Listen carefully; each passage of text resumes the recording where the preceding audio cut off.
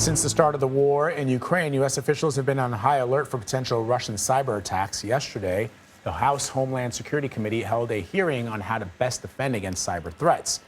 Let's bring in Adam Meyers, who is the Senior Vice President of Intelligence with the cybersecurity company CrowdStrike. He testified at that hearing yesterday. Thanks so much for joining us. So your company is tracking what you call threat actors, particularly from Russia. So what kinds of cyber attacks could these threat actors be capable of?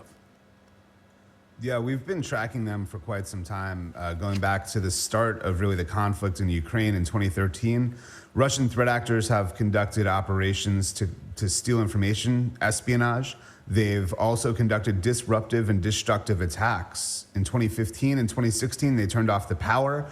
And you probably remember the 2017 NotPetya attack, which resulted in $10 billion in damages globally. So yesterday you said, as sanctions by the U.S. and our allies mount in scope and impact, the risk of targeted attacks against them become more acute. And it sort of makes sense, right? You look for an alternative way. So I kind of have like a two-pronged question for you. Have you seen increased activity from Russian threat actors with each round of sanctions? And I'm wondering about sanctions directly connected to the tech industry.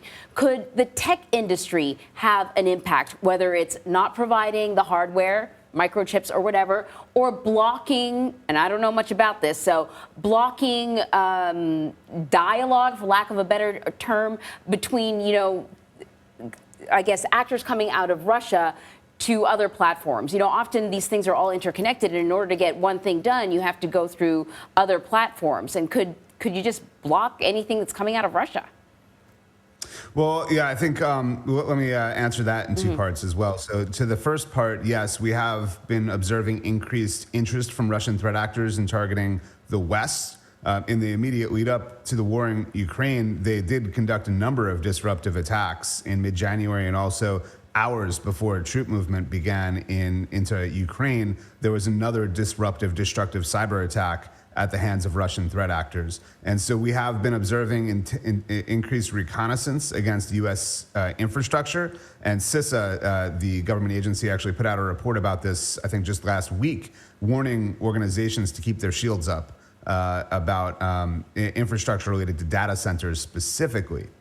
In terms of blocking content and from a tech perspective, interestingly, the Russians are actually trying to prevent a lot of US-based technology and social media from getting access into Russia because they're trying to control the message domestically. And so this is actually a two-way streak in terms of us trying to counter misinformation, disinformation emanating from Russia, and the Russians trying to counter any sort of narrative that they are not comfortable with from coming back in. So if Russia shuts the door, does that mean the door is shut both ways as well? They've definitely been trying to block different services. They've done this over the past several years. And not just Russia, by the way, China, other countries will try to block access to Western media, Western social media. And so this, if they shut it off, you will see no content coming out of that country, just as you will not be able to get it into that country without proxies or some sort of bypass. So what is CrowdStrike doing to get ahead of some of these potential cyber attacks?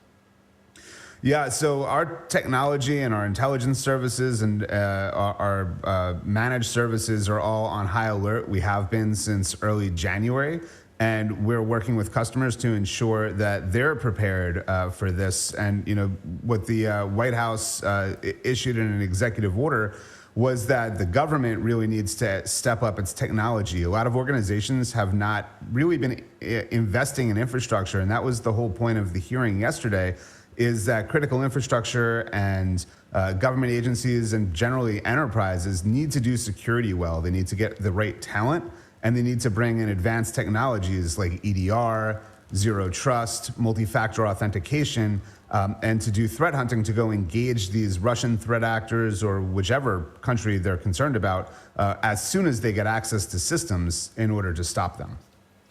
Adam Meyers, thank you very much.